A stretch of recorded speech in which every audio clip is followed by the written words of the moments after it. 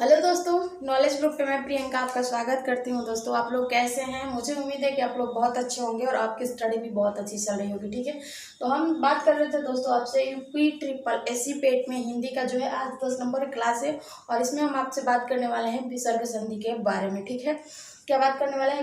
विसर्ग संधि का ये सेकेंड पार्ट है और फर्स्ट पार्ट जो है इससे पहले वाली वीडियो में पड़ी हुई है, जो कि प्ले लिस्ट में पड़ी हुई वीडियो वहाँ पे जाके आप आसानी से देख सकते हैं। ठीक है, तो दोस्तों क्लास आरंभ करें उससे पहले चंद पंक्तियाँ आपके लिए।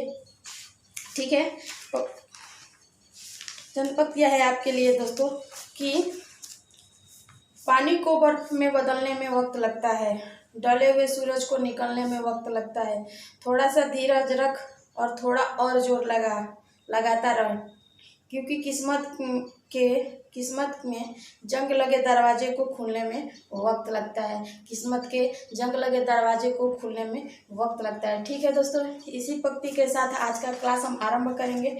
ठीक है, तो हम बात कर रहे थे विसर्ग संधि के बारे में। ठीक है, और हमारा रूल नंबर है 5। ठीक है, क्या कह रहा है 5 नंबर रूल? देखिए दोस्तों, ये कह रहा है कि जब विसर्ग में त या थ हो तो विसर्ग का परिवर्तन आपका स में हो जाता है। किसमें? आधा स में। ठीक है, जैसे कि आपके सामने उदाहरण है दोस्तों, नमः प्लस ते। ठीक है, नमः प्लस ते, तो इससे किस शब्द का निर्माण होगा? तो इससे निर्माण होगा आपका नमस्ते। ठीक है, किसका निर्माण होगा? नमस्ते। ठीक है, नमस्ते। ठीक है, इस चीज को आप अपने कॉपी में नोट लिख करिएगा दोस्तों। दूसरा शब्द है आपके सामने उदाहरण है दु प्लस तर। ठीक, इससे किस शब्द का निर्माण होगा? तो इससे आपका निर्माण होगा दुस्तर। ठीक है, तो इस चीज को भी आप अपने कॉपी में नोट लीजिए। और चौथा है दो प्लस साहस। क्या है? दो प्लस साहस। ठीक है, इससे किस शब्द का निर्माण होगा? तो इससे आपका निर्माण होगा दुस्साहस। ठीक है, तो ये इस तरह आपका रूल नंबर 5 जो है विसर्ग संधि का कंप्लीट होता है और ये इसके नियम है और उससे संबंधित ये कुछ उसके उदाहरण। मुझे उम्मीद है कि आपको बहुत अच्छे से समझ में आ गया होगा। अब रूल नंबर हम 6 पे बात करेंगे आपसे दोस्तों, तो इससे पहले आप इसका स्क्रीनशॉट ले लीजिए। तो take your the proper screenshot दोस्तों। ठीक है, फटाफट स्क्रीनशॉट लेते जाइए।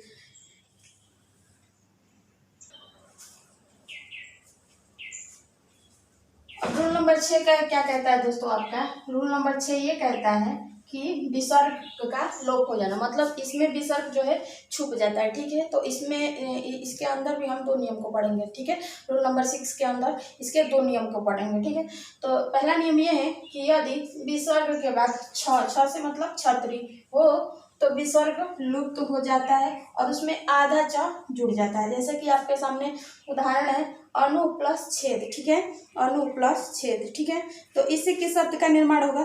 तो इससे आपका निर्माण होगा अनुच्छेद। ठीक है, दूसरा उदाहरण है आपके सामने।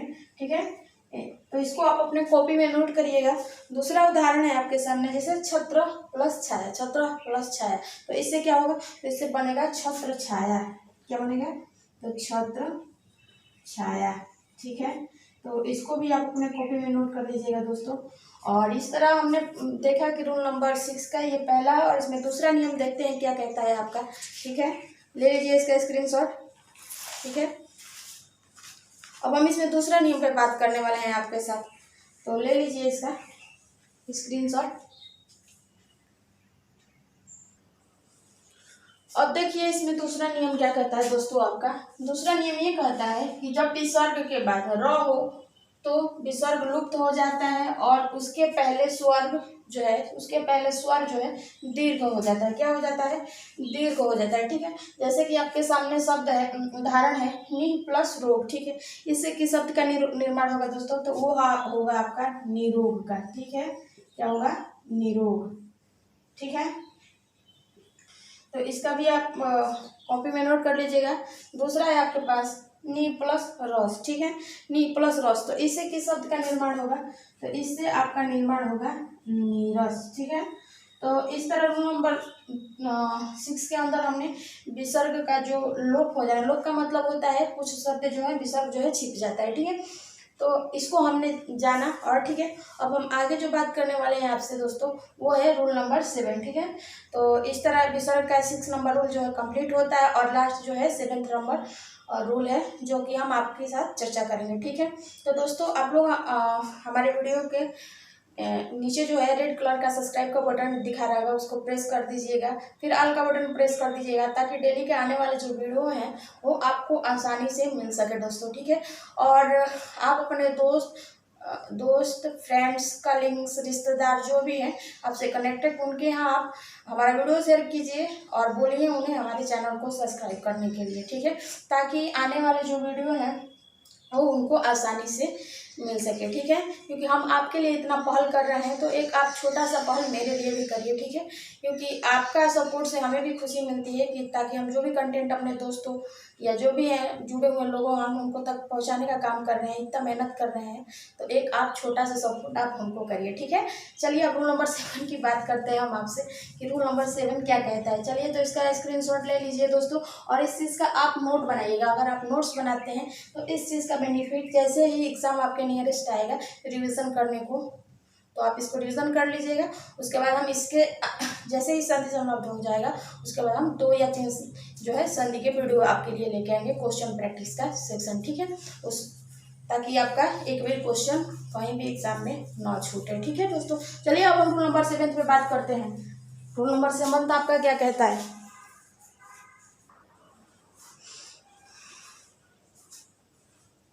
दोस्तों? रूल नंबर 7 आपका कहता है कि यदि विसर्ग के पहले अ हो तथा बाद में क या प हो तो विसर्ग में परिवर्तन नहीं होता। ठीक है, जैसे कि आपने के सामने कुछ उदाहरण है, जैसे कि उदाहरण है प्रातः प्लस काल। ठीक है, तो इससे किस शब्द का निर्माण बनेगा दोस्तों? तो इससे बनता है आपका प्रातः काल। ठीक है, प्रातः काल। ठीक है, तो इसका भी आप अपने कॉपी में नोट करिएगा। दूसरा है अंतः प्लस करण। ठीक है, इससे किस शब्द का निर्माण होगा? तो इससे आपका होगा अंतःकरण। ठीक है, क्या होगा? अंतःकरण। ठीक है, तीसरा है अंतः प्लस पूर्व। ठीक है, क्या है? अंतः प्लस पूर्व। ठीक है, इससे क्या किस शब्द का निर्माण होगा? तो होगा आपका अंतः। ठीक है, अंतः पूर्व। ठीक है, अगला उदाहरण है आपके सामने दोस्तों। ठीक है, वो है अधः प्लस पतन। ठीक है, तो इससे किस शब्द का निर्माण होगा? तो इससे आपका होगा अधः पतन। ठीक है, तो ये इस तरह रूल नंबर है जो 7 आपका विसर्ग संधि का कंप्लीट होता है। और इसमें हम कुछ 7th नंबर में कुछ अपवाद हैं उनको भी जान लेते हैं। ठीक है, अपवाद क्या है तो उससे पहले हम डिस्कशन करें तो इसका आप स्क्रीनशॉट ले लीजिए। ठीक है, ले लीजिए। अब इसका अपवाद की भी हम बात कर लेते हैं आपसे।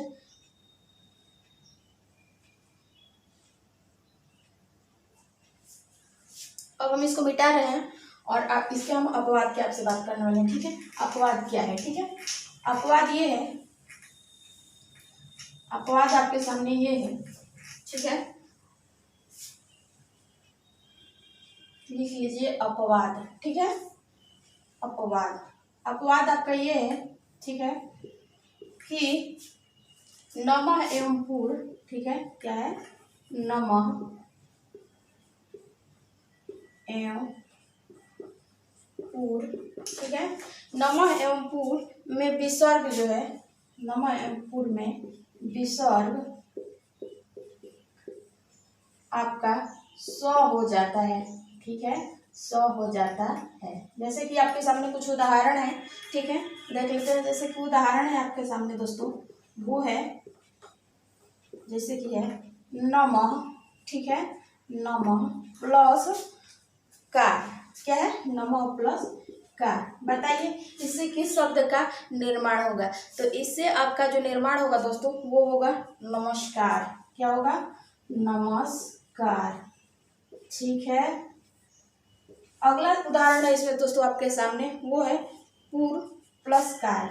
ठीक है, पूर्व प्लस कार।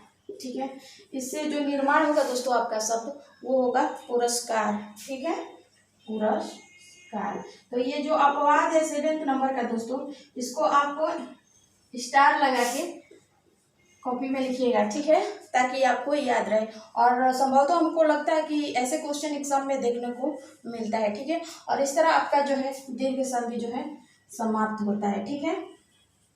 अब इसके बाद हम जो है इसमें कुछ पर्यायवाची के शब्द, शब्द विलोम, अनेक शब्दों के लिए एक शब्द, और प्रोवर्ब्स यानी लोकोक्तियाँ या कहावतें आज कुछ आपके लिए लेकर आए हैं, ठीक है। चलिए, तो इसको आप स्क्रीनशॉट ले लीजिए, उसके बाद हम जो है पर्यायवाची शब्द कुछ चर्चा कर लेंगे।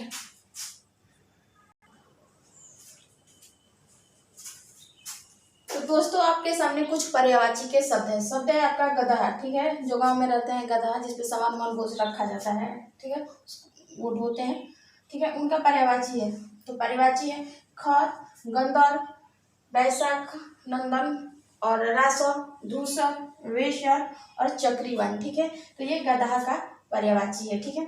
दूसरा है घर। घर का क्या पर्यायवाची होता है दोस्तों? आपका होता है भवन होता है, सदन होता है, मंदिर होता है, निकेतन होता है, आवास होता है आपका, फिर निवास होता है, धाम होता है, गृह होता है, आलय होता है, अंगार होता है, ओक होता है, नीले होता है और ज्ञ। यह जो इतने शब्द हैं, ये जो है भाई साहब वो है आपका घर का पर्यायवाची। और तीसरा आपके सामने है जो घास, ठीक है। घास का क्या पर्यायवाची शब्द होता है?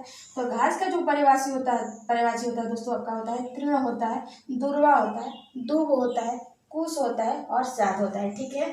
तो इस चीज़ को भी आप अपने नोटबुक में नोट करिए दोस्तों। और इसके बाद हम कुछ विलोम के शब्द लेके आने वाले हैं, ठीक है।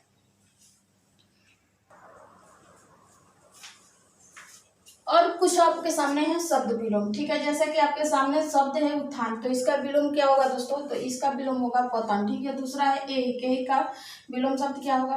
वो होगा परलौकिक, ठीक है। तीसरा है औचित्य। औचित्य के विलोम शब्द क्या? अनौचित्य हो जाएगा, ठीक है।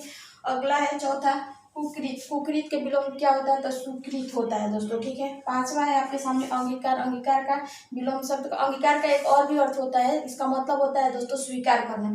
तो इसका स्वीकार करना के अस्वीकार करना होता है, ठीक है। तो अंगीकार का अस्वीकार भी होता है। चलिए, इसको भी आप अपने कॉपी में नोट करिएगा या फिर इसका स्क्रीनशॉट ले लीजिएगा आप। अब हम अनेक शब्दों के लिए एक शब्द जो है वो भी कुछ लेकर आपके लिए आने वाले हैं।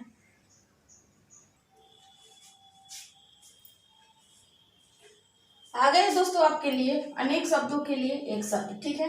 जैसा कि शब्द है आपके सामने कि जमी हुई गाढ़ी चीज की मोटी तह को हम क्या कहते हैं दोस्तों? तो हम कहते हैं कि थक्का उसे कहते हैं, ठीक है।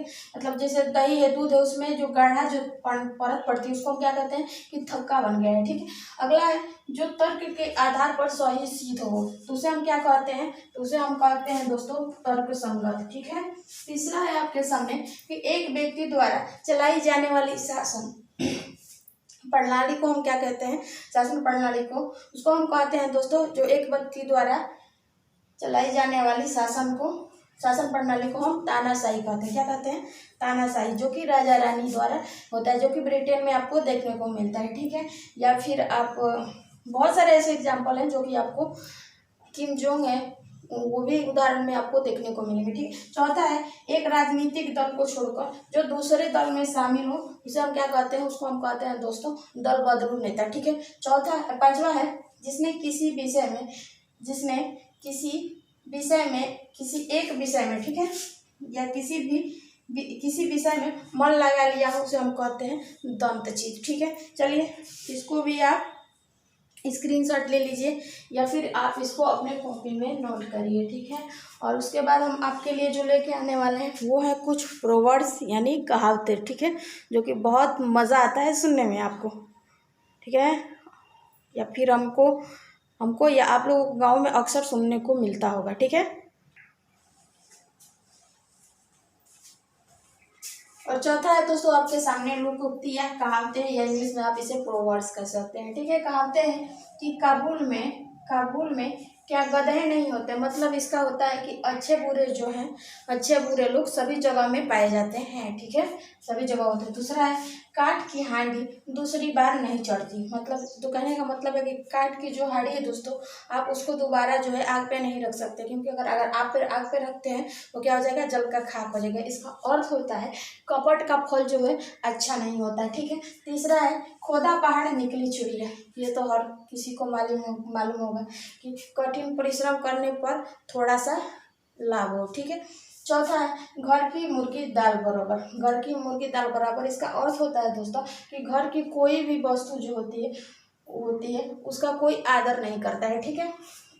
पांचवा है खरी मजूरी चोखा काम। ठीक है।